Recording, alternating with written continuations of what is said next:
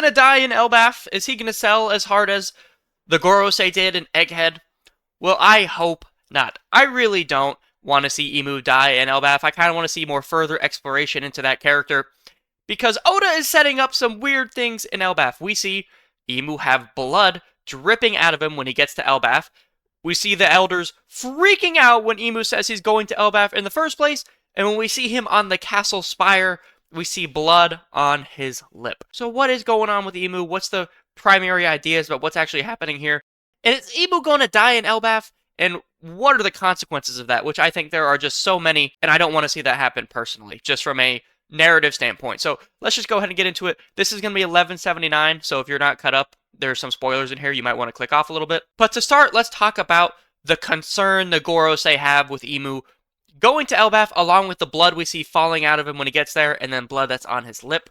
What is happening there? Well, there's a couple of ideas that, hey, maybe Imu is immortal. Api no Mi. No, he's around in the Void Century, fought Joy Boy and Davy Jones, so maybe he was injured during that fight, but somehow was able to achieve immortality, whether that was a deal with an actual devil, or he used the Api no Mi to get granted immortality, but one of the strings is that he can't leave a certain area for that immortality to be in effect, which is why the Gorosei were potentially so concerned when Imu said, hey, I'm going to Elbaf, because he's actually going to have some of his lifespan be taken away, because potentially he will age when he leaves Castle Pangaea if there's like some sort of realm or aura in there that allows him to no longer age, or at least for any disease or wounds he has to no longer progress.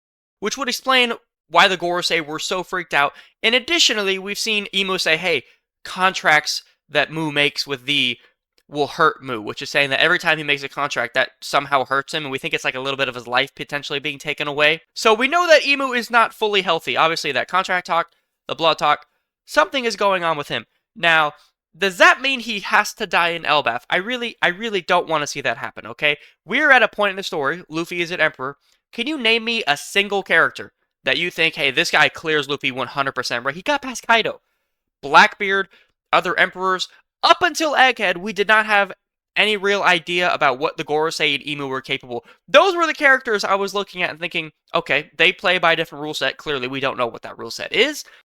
The Gorosei did not succeed in Egghead. The only character left is Imu. I do not want to see a situation where Oda just kills off Imu in Elbaf, and then Blackbeard becomes the final villain. I really want Imu to somehow show a lot of power and then get back to Marijois. And in my eyes, I actually think that Blackbeard is going to be the one to fight Imu. I've talked about this a few times. The singular panel right here, the I'll be back conversation, when Rox was in the flower room with Imu, he said, I will be back. Now, Oda wasn't telling us, hey, he's going to be back. Oh, my bad, I killed him in God Valley.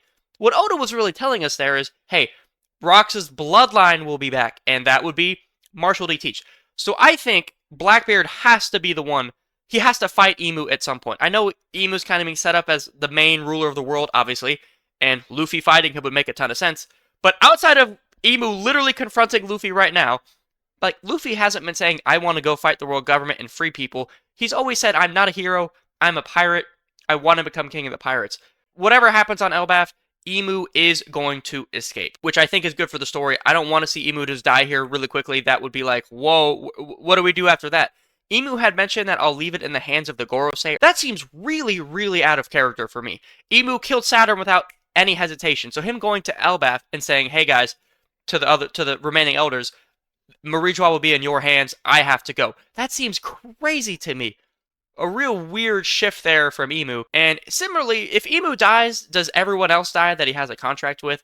That's a really interesting question. The Gorosei, obviously Saturn was at least 200 years old due to that conversation he had with Emmett when Emmett attacked Marijois back in the day. So we could make a lot of assumptions that a lot of the other elders are very old. And if Imu dies, I would assume they would just revert back to their regular age, and they would die as well. But is that for certain? I say that because Imu did say in this panel, like, hey, you'll have to watch over Marijois.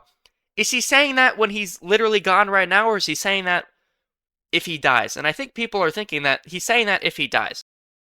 So a lot of interesting stuff to see there. And it also is interesting to note, like, Holy Knights, some of them age, some of them don't. So maybe it's like when you leave Castle Pangaea, you start to age. That could be the entire thing, right? Because Garling was a Holy Knight.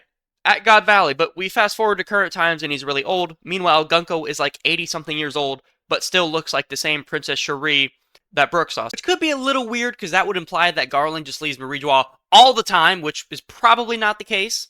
Potentially with Imu's power, what could be happening here is if you leave like that bubble that he created in Castle Pangea, you start to age, which is why the elders are like, whoa, your disease, whatever you have, it's gonna get worse if you leave. And that's why we haven't seen Imu do a lot of traveling outside of the castle or Marijois. So I want to talk more about like where the story would be going from a consequence standpoint. Like we talked about what would happen to certain characters, but literally like what would happen to the story? Where would we go if Imu gets destroyed? Well, if Imu gets killed, it's going to be a combination of like Loki using Ragnir, Luffy using Gear 5, and just hitting him really hard.